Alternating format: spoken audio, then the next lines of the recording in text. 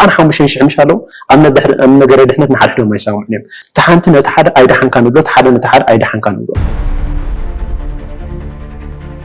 نبروتستانت تختلت أمنت أبز ساعات زي سبيشال خا أبتناتنا environment أبتناتنا society أبتناتنا حبرة سب كريستيان كبلهم ندفرتينا أبغى قصري شنو قبل قبل صار ما ينام كينو تخكل كون أودي كريستوس تراي هاي مالك كريستوس تراي مالك أملخ تطاوت بروتستانت تبعيلو زد كسلو أمنت نبغسي ويك على حربايتو أنت يمسل مسرتاو زخانة مصحف قدوس إيو كاب أرثوذكس ندحر مسيوم جن مسخايس أماني خايلم داغم تمقتها يتنبوال تي أمنتنا بروتستانت زلو وغناتنا ويون حواتنا خا نتي أب أرثوذكس بيتارسان تختال الزخانة هزبي علم ويدمو علماوي لم يمصوعوا الزغا تريا مال حتى بنتيسون تباناتيسون مليون سكينا مالو 45 شح إذا بستاسيك ستحيزلو راح 45 شح بصحو مالو ስለዚህ ነዚያ ይحصራብና እቶም ኣብዛ እምነት እዚኣ ጽኒኦም ክነብሩን ናብ ውሉድ ወለዶ ከተሓላልፉ ዘለዎም ልክናና ከምዚ ኣመጻጻኒ ኦርቶዶክስ ቤተክርስቲያን ሲ ካብ ጎይታ እዩ ኣብ ኦርቶዶክስ ተዋህዶ ቤተክርስቲያን ዘለው ኩሉ ምእመን እንተኣጥቂ ክዓጥቕ ዘለዎ ማርቲን ሉተር ሰባለ ጀርመናዊ ሰብ ነይሩ እዚ ማርቲን ሉተር ባክግራውንድ ናቱ ወይ ድማ እቲ ናቱ ድሕረ ባይታ እንድሕሪና ኣብ 325 ዓመተ ምህረት 318 ሊቃነ ጳጳሳት ንአርዮስ ዘወገዙሉ ጉባኤ ነይሩ ዓለማዊ ኢሎም ዝሕፍርኒ ማለት ቤተክርስቲያን ኣሽሓት ዝኣክል ንኢየሱስ ሒዛቶ መጽያ መጽሐፍ ቅዱስን መጽሐፍ ቅዱስ በዓል እኳ ሓቂባቶ መጽያ ከነሳሲ እዞም ጴንጤላን ጥቅሶም ዘለና ቤተ እምነትን ኣብ መንጎ ኦርቶዶክስ ተዋህዶ ቤተክርስቲያንን ዘለው ሰፊሕ ፍልልያት ኣለዉ ኦርቶዶክስ ተዋህዶ ሓቀኛ ምዃና ዘይምዃና መረጋገፅላ ክልተ ነገራት ከረይከ ኣብ ሰማይ ጓሂ ፈጥሩለው ነብሶሙን ከምኡውን 100,000 ኣጋንንቲ ከም ዘለዎም ጌራ ተዛረብ ማለት ትክክለኛ መግለጺ ናይ ሓደ ክርስቲያን ንብሎ እምነት እንታይ ክርስቲያን ክርስቶስ ብምሕጻብ ልደት ገይሩ ከምኡውን ብምሕዳስ መንፈስ ቅዱስ ገይሩ ክርስቶስ ግን ስለዝገሮም ሮም ስለገለ ኣሃ ኖ ገዲፈ የሉ ኺዱ ትምህርቱ ኣይቀየሩ ናብ ዓለም ወፂ ኹንሱ ኦርቶዶክስ ተዋህዶ ቤተክርስቲያን ሕጂ ዓለም ተባሂላ ብኦም ጽዋዕ ዘላ ማለት እዩ ገንዘብ ስለዝወሓዳ ቲኬት ቆሪፃ እንዳሸጠት እዚ ንገነት መተዊ እንዳበለት በትካው ዝረኸበቶ ገንዘብ ድማ ነቲ ቤተክርስቲያን መስርሕ ኢላ ተሓስብ ነራ ትክክለኛ ትርጉም ናይ መናፍቅ እንታይ መጀመርያ ቅድሚ ናብቲ ዝርዝራት መታውና እምነት ጥራይ ሓንቲ ናተይ ናይ ውልቀ ሕቶ ሓትት ፈቕዲ ቆቢዕ ደርቢ ቀሚሱ ደርቢው ናብ ዓለም ኣቲ ማለት እዩ እምበኣር ከስከንቲ ኣነ ንክርስቶስ መሰልኩ ወስኻትኩም ድማ ንመን ምሰሉ ንዓይ ምሰሉ ስለዚ ንሃርያ ቅዱስ ጳውሎስ ምምሳል ማለት ንመን ምምሳል ማለት እዩ ንክርስቶስ ምምሳል ማለት እዩ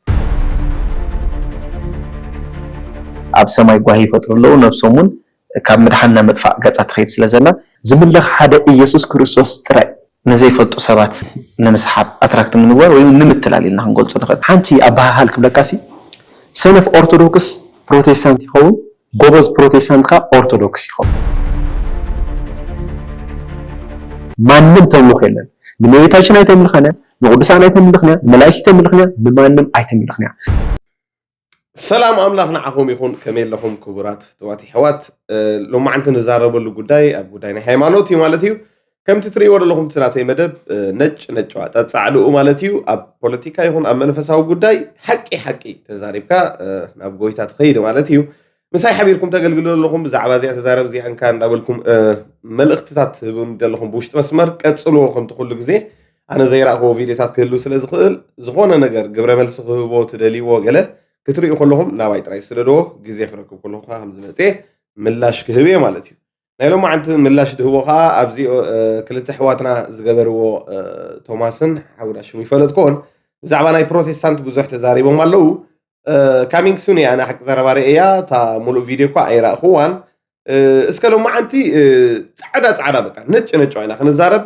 ኣብ ኦርቶዶክስ ሃይማኖት ከዝግበር ነገራት እንታይ እዩ ከዓ ኣስዒበ ናይ ኦርቶዶክስ ቪድዮታት እውን ትምህርታቶም ሓደ ካብ መጽሓፍ ቅዱስ ወጻኢ ምልምማድ ደሎ ገለኻ እሱኻ እሪቁ ፀራቢለ ኣምፅእ ኣለኹ ክሳብ መወዳእታ ብዓቕልን ትዕግስትን ተኸታተሉኒ ክትጥቀሙ ኢኹም ማለት እዩ ኦርቶዶክስ ሃይማኖት እንታይ እዩ ፕሮቴስታንት እንታይ እዩ ጽሙ አቢለ ኸረይኩም ብዙሕ ቪዲዮታት ከዓ ኣስዒበ ኸረይኩም ናይ ኦርቶዶክስ ሃይማኖት ዝግበር ማለት እዩ ምክንያቱ ኦርቶዶክስ ኣሕዋትና ሓንቲ ዓባይ ጌጋ ደጋገይዋ ኣለዉ ብዙሕ ግዜ ምስ ፕሮቴስታንት እዮም ባእሶም ማለት እዩ ብዛዕባ ሙስሊም ገለ ክዛረቡ ሰሚዕዎም ትፈልጡ ብዙሕ ኣይትሰምዕኒ ኢኻ ዋላ በዓል ቶማስ ሰሪሕሞም ኣብ ጴንጠ ኣትኪሉ እዩ ብዙሕ ዝዛረብ እምበር ሙስሊም ክምልስ ኣለዎም ወይ ድማ ሕጂ ብጣዕሚ ዝገርመካ እንታይ ናይ ኦርቶዶክስን ናይ ጴንጠን ክልቴና ኮ ክርስቲያን እዩ ዝበሃል መፀውዒና ብክርስቶስ ንኣምን ብዙሕ ብዙሕ ዝሰማምዕ ነገር ከለና ሲ ንሓድሕድና ክንበኣስ ክንነኻኸስ ኢና ንነብር ነቶም ካልኦት ሃይማኖት ዝወፁ ዝበሉ ኣለዉ በቃ ብክርስቶስ ደይኣምኑ ንዖም ክንሰብኮም ግን ክልቴና ኣሕዋት ክነስና ክርስቲያናት ኮለና ንሓድሕድና ክንጠማመት ክንበኣስ ኮለና ቁሩብ ከም ሰብ ይሕዘነካ እዩ ማለት እዩ ብፍላይ ኦርቶዶክሳውያን እንተሪኢኹሞም ሲ ንፕሮቴስታንት እዮም ደጥቅዕዎም ማለት እዩ ብዙሕ ግዜ ጴንጠ ራእይዎም መናፍቃን ከምዚ ንሙስሊም መናፍቃን ክብሎም ሰሚዕናዮም ኣይንፈልጥን ኢና እሳቶም እንዲኦም ዳ ክርስቶስ ሰብ እዩ ኣምላኽ ኣይኮነን ዝብሉ መናፍቃን ክበሃሉ ዝግቦም ግን ንጴንጠ መናፍቃን ክብሎም ትሰምዕ ኤንወይ ኣብ ኦርቶዶክሳውያን ጴንጠን ዘሎ ግጭት ንዘመናት ሙሉእ እንዳቐፀለ እዩ ክሳብ የሱስ ዝመፅእ እውን ቀፃሊ እዩ ማለት እዩ ግን ፕሮቴስታንት እንታይ ማለት እዩ ካበይ ጀሚሩ እንታይ እዩ መን ይመስሪትዎ እዚታት ክንዛረበሉ መጀመርያ ኣብቲ ዳሓተትዎ ቪድዮታት ግብረ ሰዶማውያን ኣለዎም ዶ ተመናጢሶም ዶ መፅሓፍ ቅዱስ ጥራሕዮም ድብሉ ገለገለ ብዙሕ ዝዛረቡ ነይሮም መጀመርያ ክትፈልጥዋ ዘለኩም ፕሮቴስታንት ማለት ጀማሪኡ ማርቲን ሉተር እዩ ብርግፅ ኣይተጋገኹምን ማርቲን ሉተር ካብ ናይ ካቶሊክ ዝወፀ ኮይኑ ፕሮቴስት ገይሮም ፕሮቴስት ማለት ምቁዋም ማለት እዩ ኢየሱስ ክርስቶስ ጥራይ ምድሓን ጥራሕ ምድሓን ብኢየሱስ ክርስቶስ ጥራይ ኢሉ ካብ ካቶሊክ ተፈልዩ ማለት እዩ እዚ ኸዓኒ ኣይተጋገየን ምክንያቱ መፅሓፍ ቅዱስ ምድሓን ኣብ ትሕቲ ሰማይ ክንድሕነሉ ዝግባእ ኢየሱስ ክርስቶስ ጥራይ ከም ዝኾነ ባዕሉ ሃዋርያ ጴጥሮስ ግብረ ሃዋርያት 4:12 መስኪርዎ እዩ ስለዚ ነዚኣ ሒዙ ሰብ ክድሕን ዝኽእልካ ብእምነት ጥራይ ኢሉ ከዓ ተፈልዩ ማለት እዩ ስለዚ ንሕና ጀማሪ እምነትና እስኻትኩም ኢኹም ማርቲን ሉተር ትብልዎ እምበር ኣነ መጎስ መን ጀማሪ እምነትካ ተይልኩምኒ ኢየሱስ ክርስቶስ ኢለ እየ ድምልሰልኩም ናይዚ ዘለኹምዎ እምነት ምንቅስቃስ ግን መን እዩ ሪፎርሜሽን ኣምፂኡ ተሃድሶ ኣምፂኡ ኢልኩም ማርቲን ሉተር ዓብ ስራሕ ሰሪሑ ክብለኩም እኽእል እየ ኣነ ግን ጀማሪ እምነትካ መን እዩ ተይልኩምኒ ኢየሱስ ክርስቶስ እዩ ኣነ ኢየሱስ ክርስቶስ እየ ድስዕብ ንማርቲን ሉተር ኣይኮንኩን ድስዕብ ማርቲን ሉተር ናይ እምነት ኣቦ እዩ ድበሃል ለውጢ ኣምፂኡ ነቲ ዝነበረ ሽዑ ግዜ ምንቅስቃስ ተሃድሶ ኣምፂኡ ኢለ እየ ክገልፀልኩም ድኽእል እምበር መን እዩ ናትካ ጀማሪ እምነት ኢልካ ንዓይ ጥራሕ ደይኮነ ወላ ንኩሎም ፕሮቴስታንት ኢየሱስ ክርስቶስ እዩ ጀማሪ እምነትና ኢና ንብል ምክንያቱ ኸ መፅሓፍ ቅዱስ ዕብራውያን ከይድኩም ተንቢብኩሞ ጀማርን እምነትና ደምዳምያን ኢየሱስ ክርስቶስ እዩ ድብል ስለዚ ንሕና ነዚኣ ቃል እዚኣ ሒዝና ጀማሪ እምነትና ደምዳምያን ኢየሱስ ክርስቶስ እዩ ኢልና ኢና ንኣምን ንዝምር እውን ናይ እምነተይ ጀማሪ ገሌሎም ዘሚሮም ኣለዎ ወላ በዓል ኢና ሰውሲና ኣሕዋትና ተሪኾሞም ማለት እዩ ስለዚ በዓል ቶማስ ኣሕዋትና ብዙሕ ዝጋገይዎ ደለዉ እንታይ እዩ ማርቲን ሉተር ከም ዝኾነ ጀማሪ እምነትና እሱ ከም ዝኾነ ገለገለ እዮም ድገልፁ ኣይኮነን ማርቲን ሉተር ዓብ ስራሕ ሰሪሑ ኣብቲ ዝነበረ ናይ እምነት ምንቅስቃስ ለውጢ ኣምፂኡ ተሃድሶ ኣምፂኡ ኢልና ኢና ክንገልፅ ንኽእል እምበር ናትና ጀማሪ እምነት ኢየሱስ ክርስቶስ እዩ ቀዳመይቲ እዚኣ ክምልሰልኩም ደሊ ካልኣይ ግብረ ሰዶማውያን እንኮ ጴንጠ መብዛሕትኦም ገለገለገል ዝበሉ ሓውና ኣብ ፕሮቴስታንት ብዙሕ ኣሎ ገለ ግብረ ሰዶማውነት መንፈስ እዩ ተረዲኻ ኣለካ ኣብ ኦርቶዶክስ ኣሎ ኣብ ጴንጠ ኣሎ ኣብ ሙስሊም ኣሎ ተትፍትሽዎም ነርኩም ሲ መሰካሕኩም ማለት እዩ ኣብ ጎግል ኣቲኹም ሰርች ግበሩ ማለት እዩ ብዙሓት ኣለዉ ኣብ ፕሮቴስታንት ኣለዉ ወላ ኣብ ኦርቶዶክስ ኣለዉ ወላ ኣብ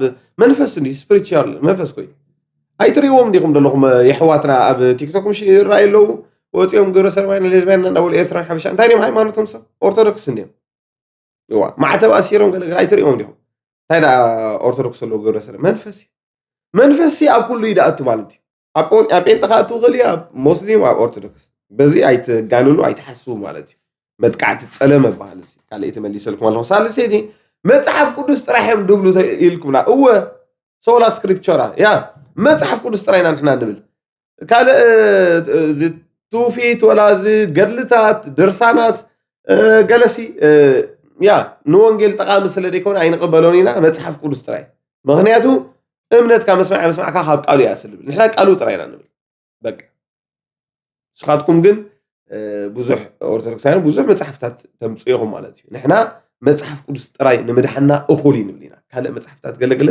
ኣየድልን እዩ ንምድሓን በቃ ሃዋርያት ክርስቶስ ዘምፃልና መፅሓፍ ኣላ እሳ ንዓና እኽልቲ እያ ማለት እዩ ኣብዚኣ መሊሰልካ ክኸውን ተስፋ ይገብር ካልእ እቲ ኣመፃፅኣ ናይ ሃይማኖት እንድሕር መፂኻ ኦርቶዶክስ ንባዕሉ انت زي تجاجي ديوسقورس ዝበሃል እዩ ጀማሪ ዝበሃል ማለት እዩ ኦርቶዶክስ ንባዕሉት ኣመጻጽኦስ በዓል ዲዮስቆሮስ እዮም ጀሚሮም እምበር ኢየሱስ ክርስቶስ ጀማሪ እምነት ናይ ኦርቶዶክስ ኣይትብለኒ ኢኻ ኣብ መጽሓፍ ቅዱስ ኦርቶዶክስ ዝበሃል ሃይማኖት ኣሎ ንዕኡ ሰዕቦ ድብል ጽሑፍ የለን ጴንጤ ጽሑፍ የለን ካቶሊክ ጽሑፍ የለን ሓንቲ ንሕና ንፈልጣ ክርስቲያናት ኣብ አንጾኪያ ድማ ሐዋርያት እንታይ ተባሂሎም ንመጀመርያ ግዜ ሽሞም ክርስቲያናት እዮም ተባሂሎም እምበር ኦርቶዶክስ ኣይተባህሉን ካቶሊክ ኣይተባህሉን ሙስሊም ኣይተባህሉን ስለዚ ኩላትና ናብኣኽ ንምለስ ኣለና ናብታ ናይ ሐዋርያት ጥንታዊት እምነት ናብኣኽ ንምለስ ኣለና ኦርቶዶክስ ካበይ መጽኡ እስከ መልሱልና ኣብ መጽሓፍ ቅዱስ ኦርቶዶክስ ዝብል ሽም ኣሎ የለን ከምጽላ ይትኸልዮም ኦርቶዶክስ ማለት ብግሪክ ሐቀኛ መገዲ ማለት እዩ ትርጉሙ ማለት እዩ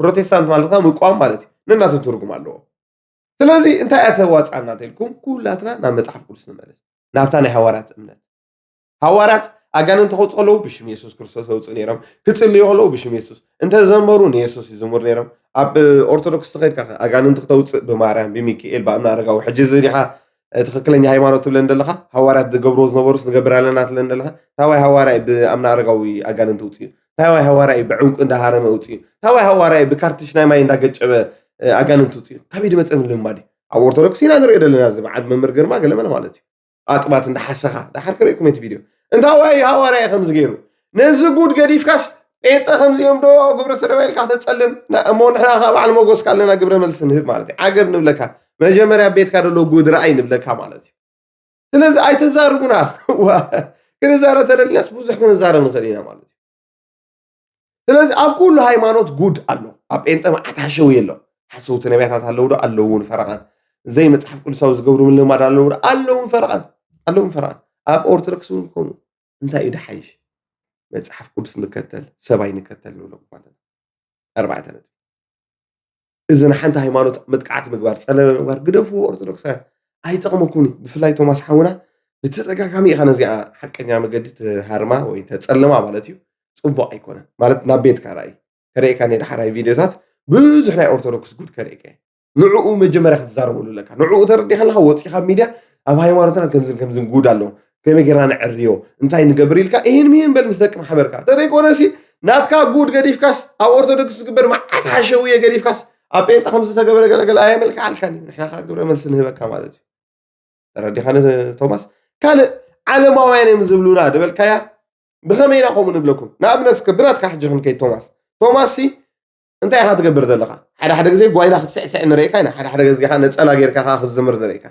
حجي خلتيو يخيدي بزا ሃይማኖታዊ የተብለና ኣለኻ በዚ ኻመጽኻ ክደርፍ ክስዕስዕ ገለገለኻ ይርኤካ ማለት ሕጂ ዓለማውነትን ሃይማኖታዊ ነገር ሓዊስካ ትኸይድ ስለዘለኻ ሰብ እንታይ ክብለካ ይኽእል ሕጂ ንዓኻ መንፈሳዊ ዲ ክብለካ ሰብ ኣይኮነን ዓለማዊ ብለካ ማለት ድርጊትኩም እስራኤል ሰብ ንኣብነት ኦርቶዶክሳውያን መርዓ ክምርዓው ከለዉ ብምንታይ ዶ መርዓው ብጀካቶም ካህናት ዲያቆናት ገዲፍካ ኦርቶዶክሳዊ ክምርዓው ከለዉ ምንታይ ብደርፊ ገለምሽ ዓለማውነት ማለት እዩ ሓቂዶ انت بدرف خمر عوري خمر تفلتو غايلا غلغيرو بمزمور يزمرعو تناتنا امنت ايفقللاني بدرفي كنمرعو او اورتودوكس كن بجاكاتهم دياقونات كهنات تريكونه بمزمور كله اورتودوكساوي بمنتاي مرعو بدرف غايلا تقشمت خمان دبار خلك كابت غايلا تمغبت سوا اورتودوكساوين مست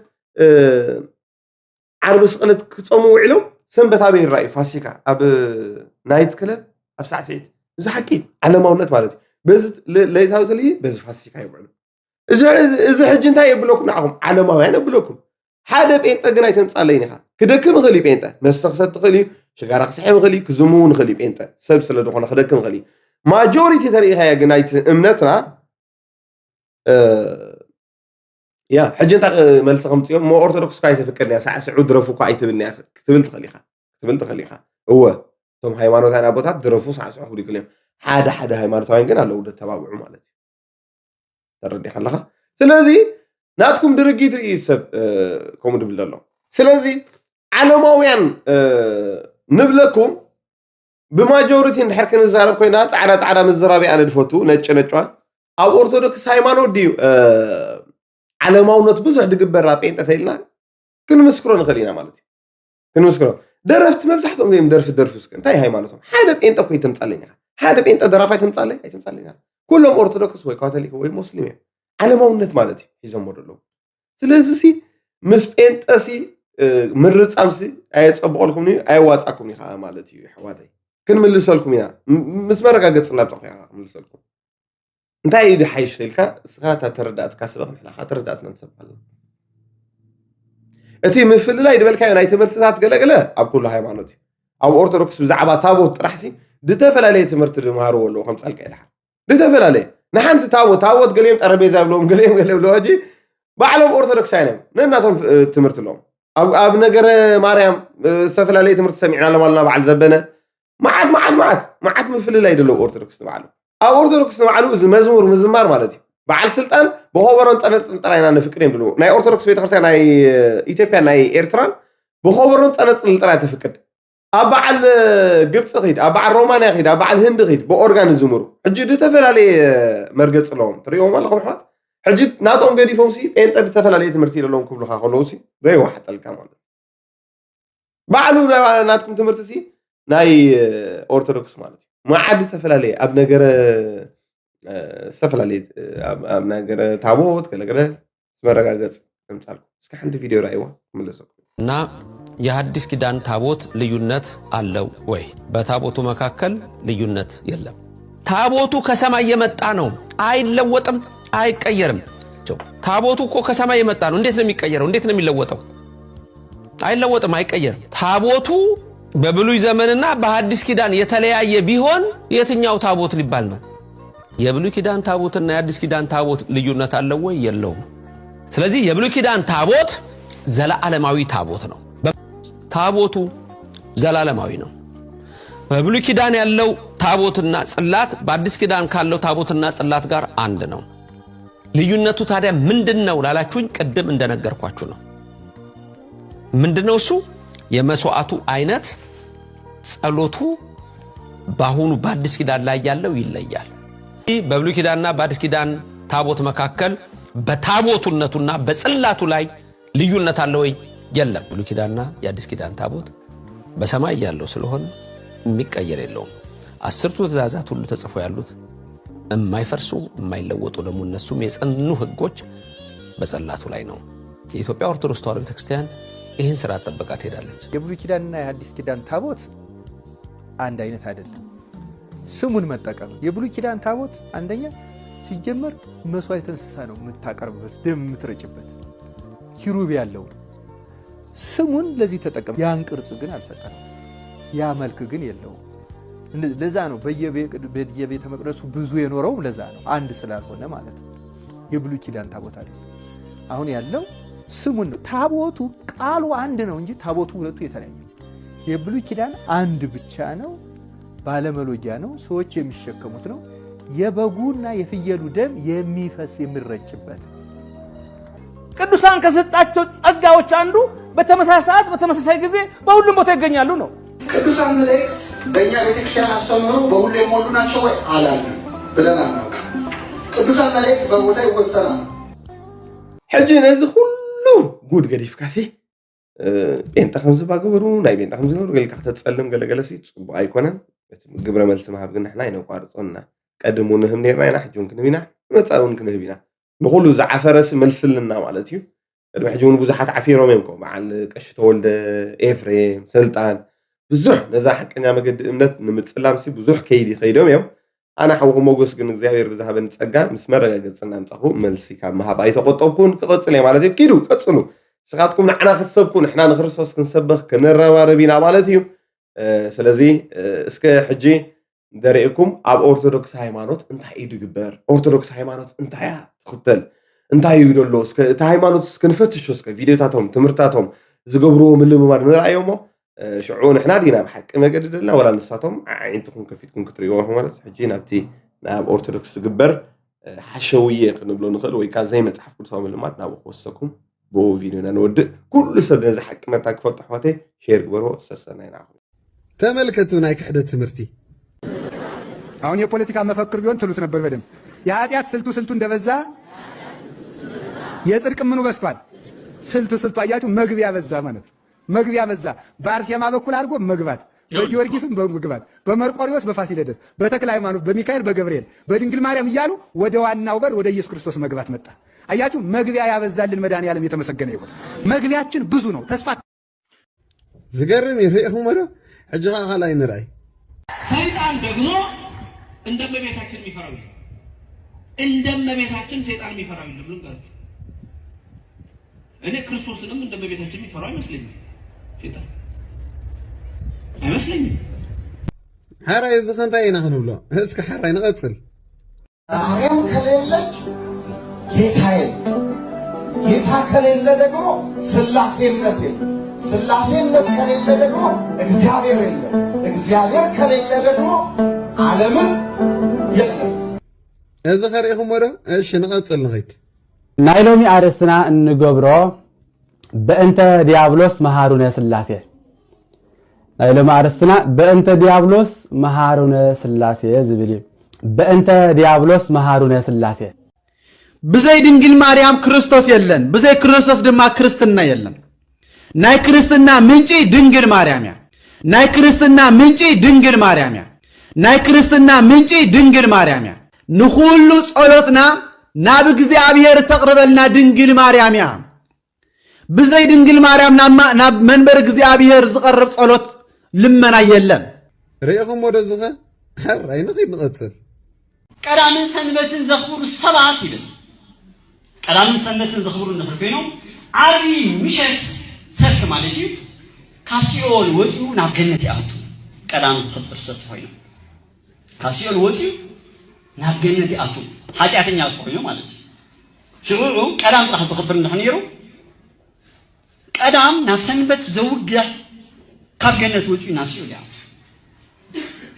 ሰንበት ዘኽብር ኮይኑ ከዓ ቀዳም ምሸት ሰልክ ማለት እዩ ናብ ሰንበት ዘውግሕ ናብ እንታይ ይኣቱ ካብ ሲኦል ወፂኡ ናብ ገነት ይኣቱ እንደገና ድማ ሶኒ ይመለስ ቀዳምን ሰንበትን ዘኽብር ኮይኑ ከዓ ዓርቢ ምሸት ናብ ሲኦል ይኣቱ ሶኒ ከዓ ይመለስ ክርስቶስ ዝመፀሉ ሰዓት መዓልቲ እሁድ ይሓቂ ስለዚ እቲ ሰብ ኣብ ገነት ከሎ ክርስቶስ ይመፅእ ንፃል ክርስቶስ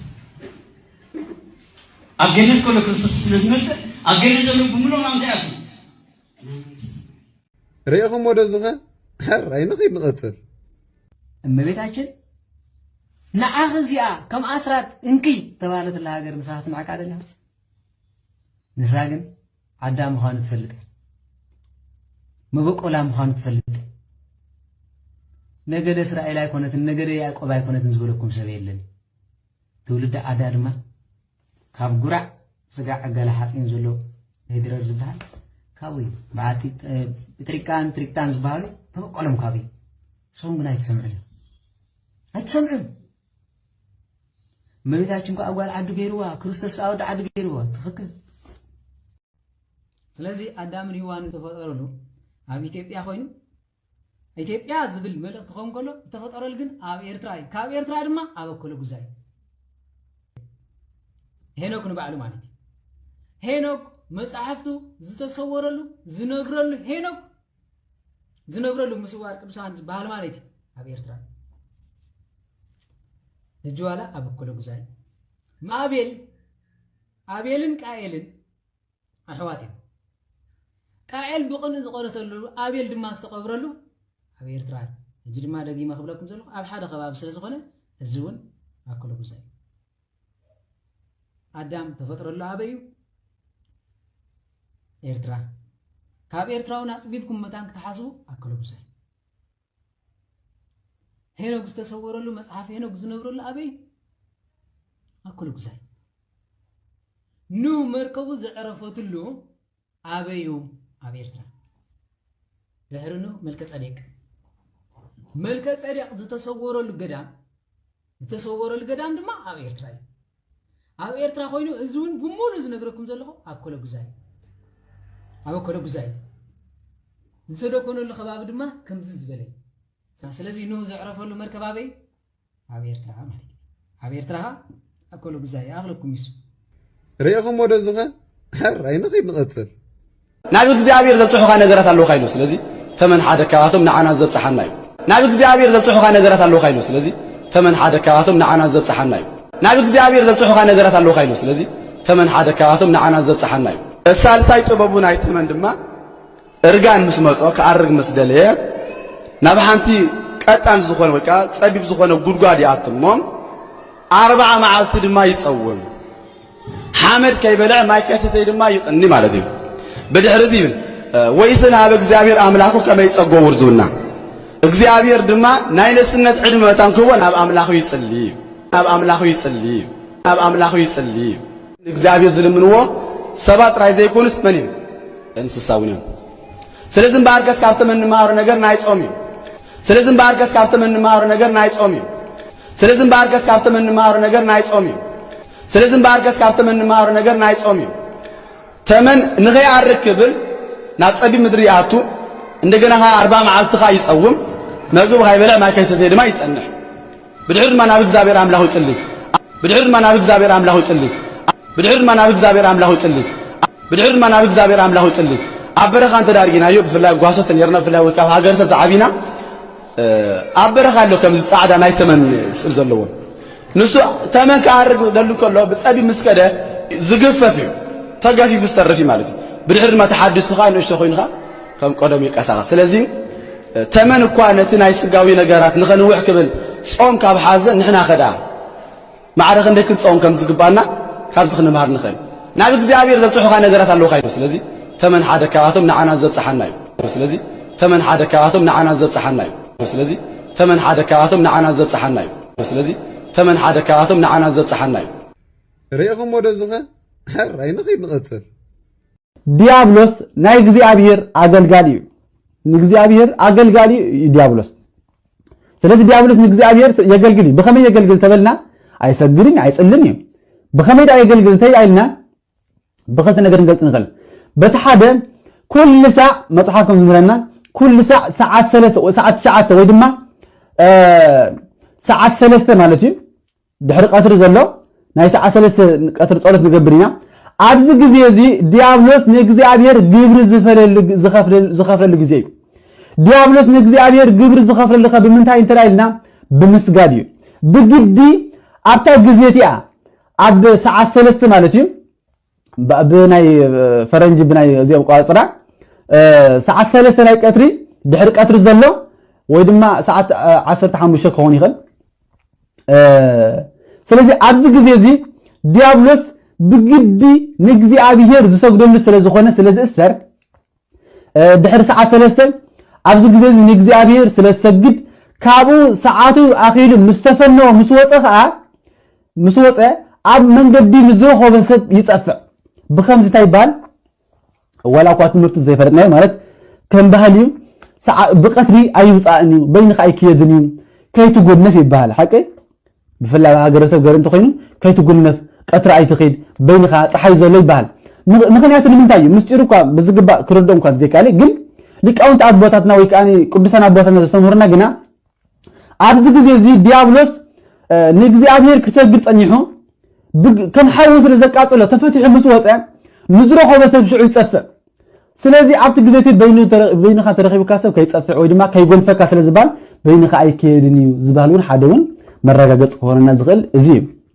ርኢኹም ወደዝኸ ሕራይ ንኸይድ ንቐፅል ተረት የመሰረት የሰይጣን የጸሎት ጊዜ ስንት ሰዓት ነው?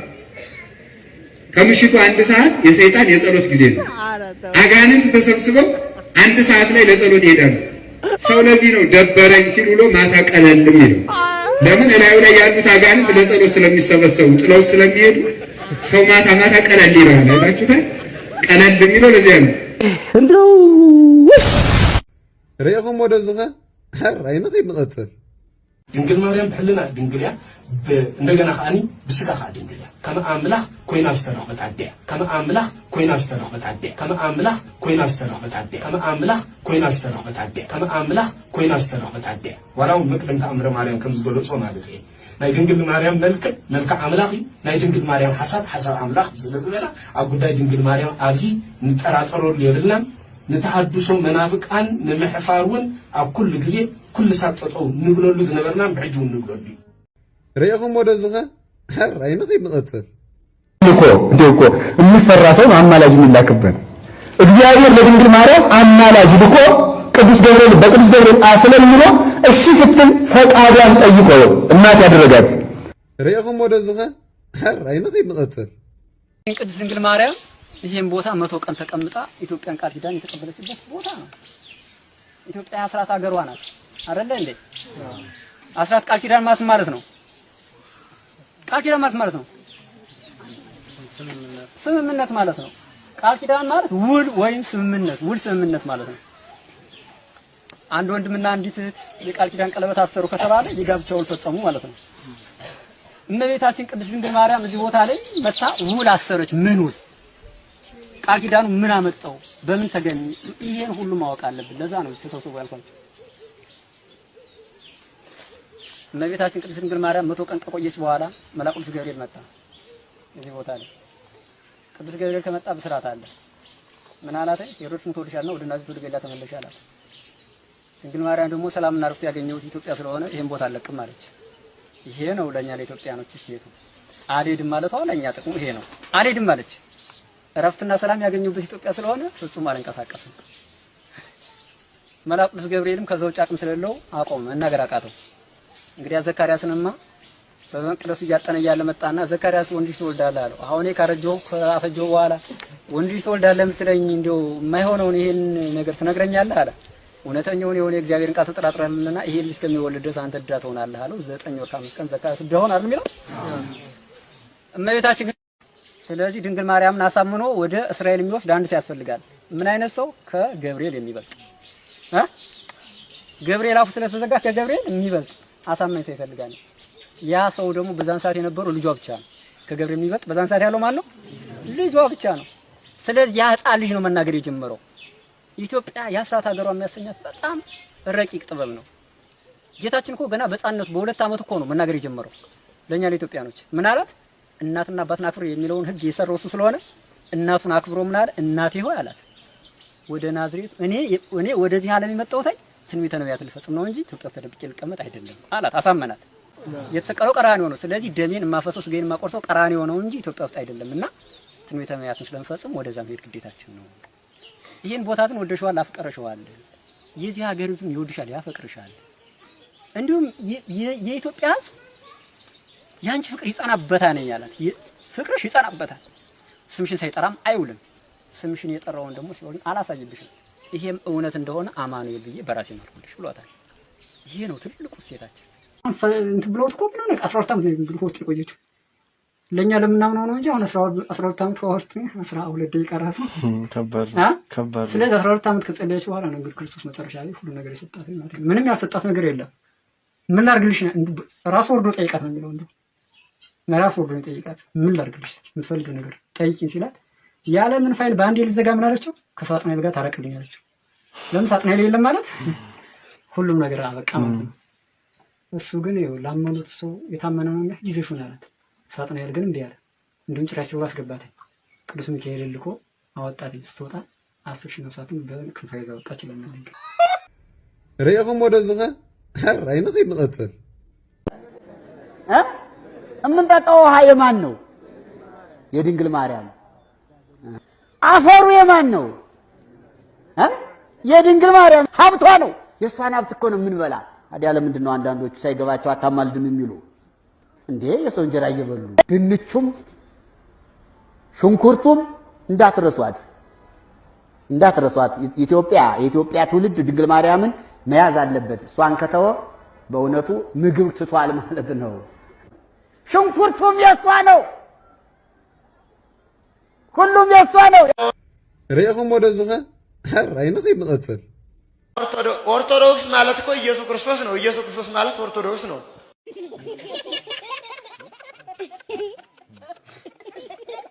ርኢኹም ወደዝኸ ራይነኽ ይንቀጽል እንደውን ታውቃለህ? ማርቆስ ኢትዮጵያዊ ነው።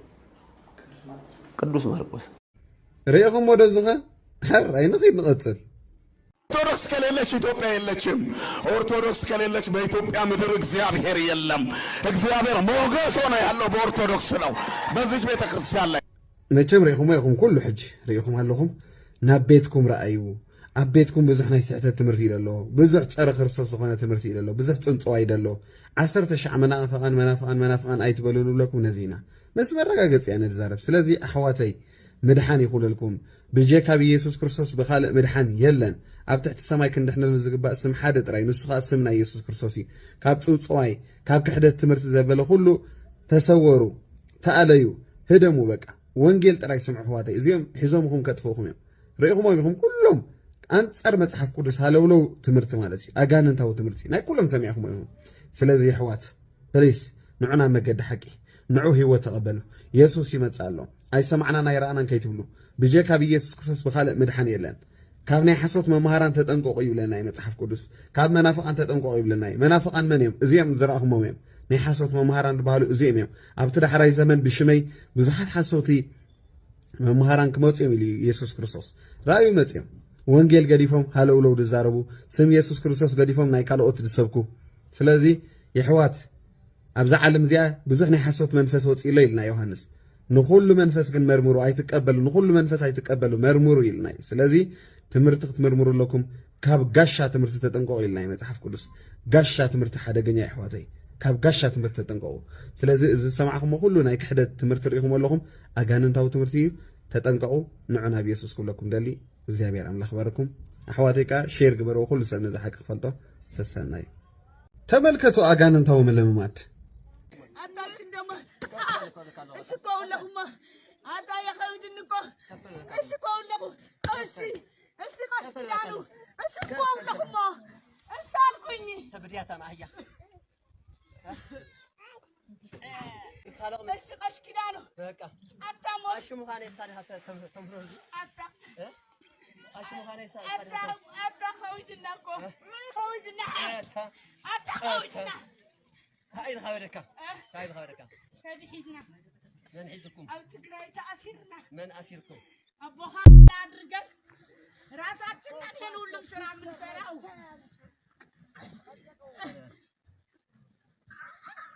أشتغل توصليها. توصليها. كلن توصل. كلن توصل. كفل. كفل. حراي ريقهم ورو نغيد نقصر كاز هاجرنا وصلنا طرح كاز هاجرنا تاعتنا قدس مريم مخانات فلتها قرف كلنا قرف اقول لون يا فلان قرف اوي اوي قالوني اشتي تغلط لهم عن اشتي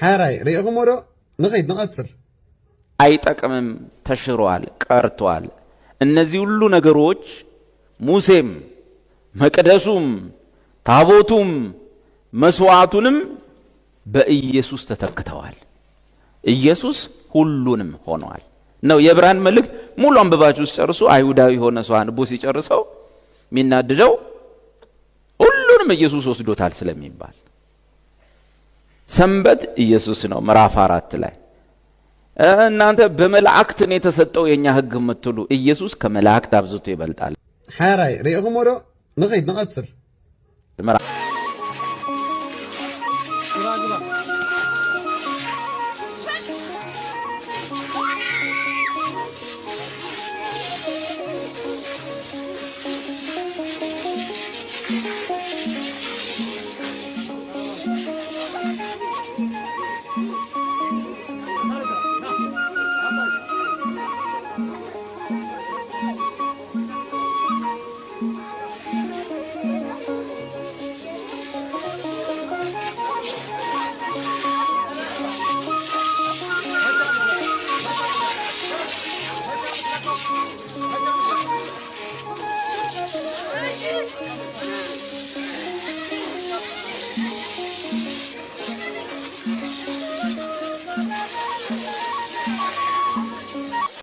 حراي ريقهم ورو نغيد نقصر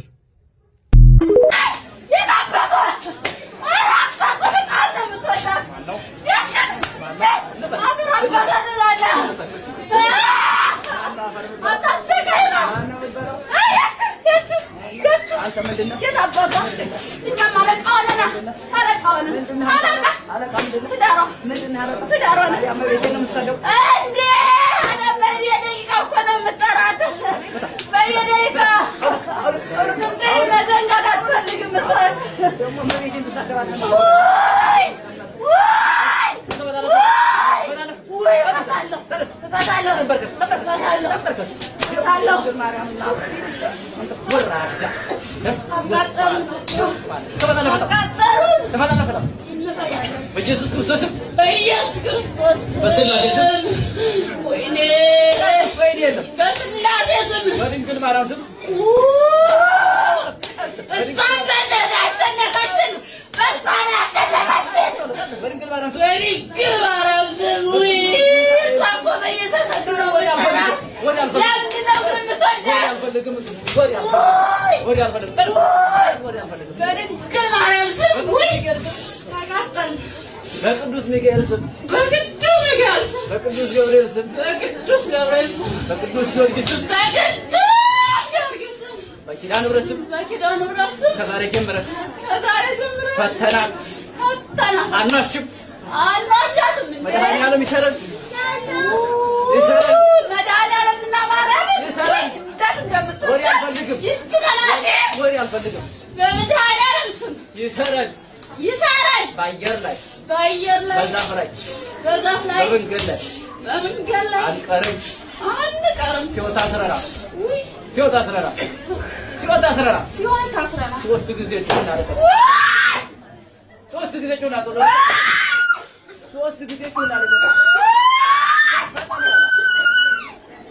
አረዱላማ ቆጣ አጥበዳ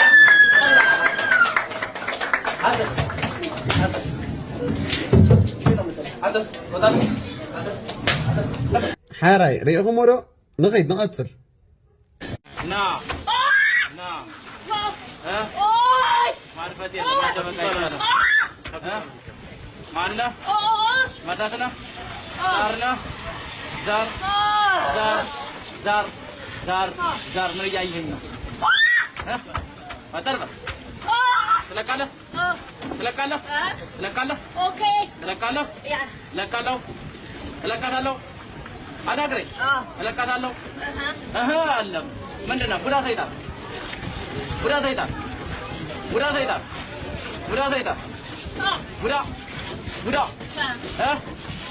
ተናገር ፈጠን በል አንተ ያናገርኩ ነው መሰለኝ ምንድነው ቡዳ ልቀቅ ማይዘለኝ ልብ ላይ ያለ መንፈስ ልቧ ልቀቅ ከልቧ ለወጣለሁ ከልቧ ወጣለሁ ከልቧ በል ከልቧ ከሆዷ ከማህፀኗ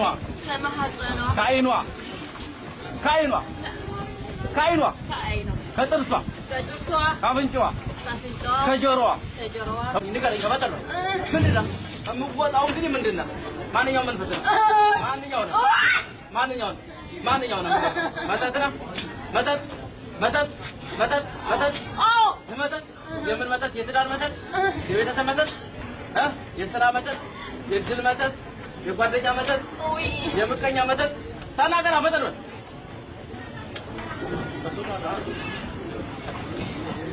እንዳይገባበት የምንድን የጎረቤት ነው ፈጠር በላ ተናገራ የጎረቤት ነው የምን መጠጥ ነው የምን መጠጥ ነው አፍ የለም ተናገር ታዲያ ምንድን ነው የጓደኛ መጠጥ ስንት ዓመት ከያዝካት ስንት ዓመት ለምንድን ነው ያዝካት ለምንድን ነው ምቀኝነት በምቀኝነት ምን እንድኮን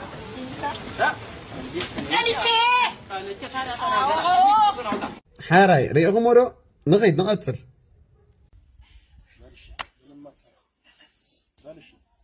የዝሙት መንፈስና ሄዳላችሁ በስላሴ ስም በልጥራ በስላሴ ስም በመድኃኔዓለም ስም ወላዲተ አምላክ ወላዲተ አምላክ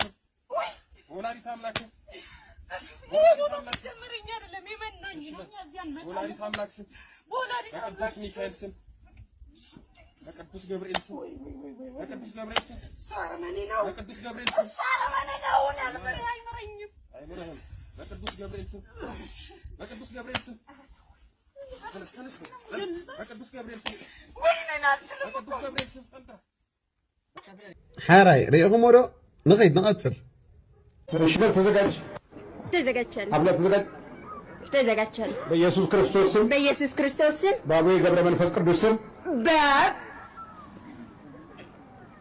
በአቡነ ገብረ መንፈስ ቅዱስ ስም በስላሴ ስም በወላዲተ አምላክ ስም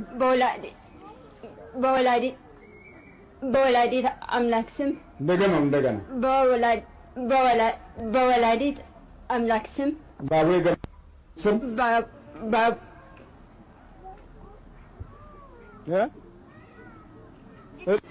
በላ ጊዜ አጣበቅ በአቡነ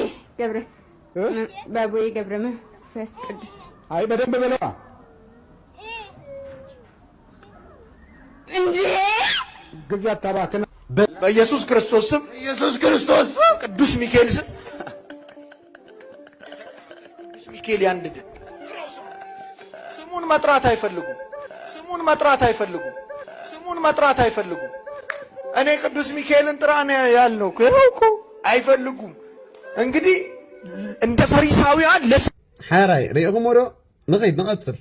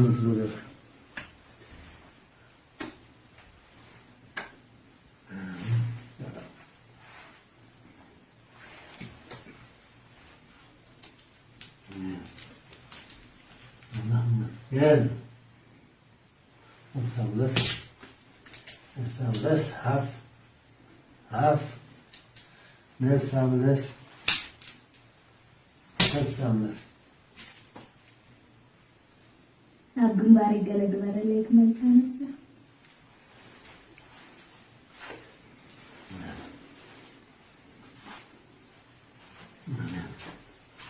ነፍሳ ነፍስ ትንስብ ናሴ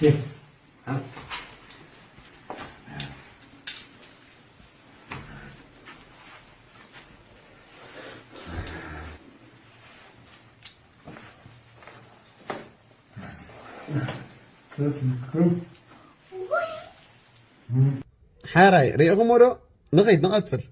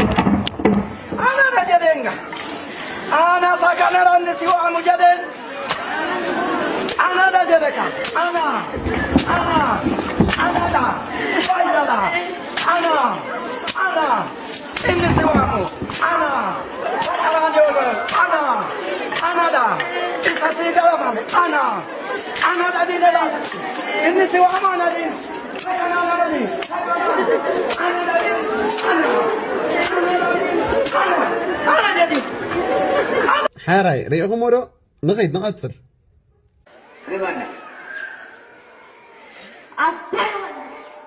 ማለት ምን ማለት ነው? ቢሆንስ ማለት ሰነፍ ደካማ ትንኝ አይደለም تعلم كجينا تعلم كجينا تعلم كجينا تعلم كجينا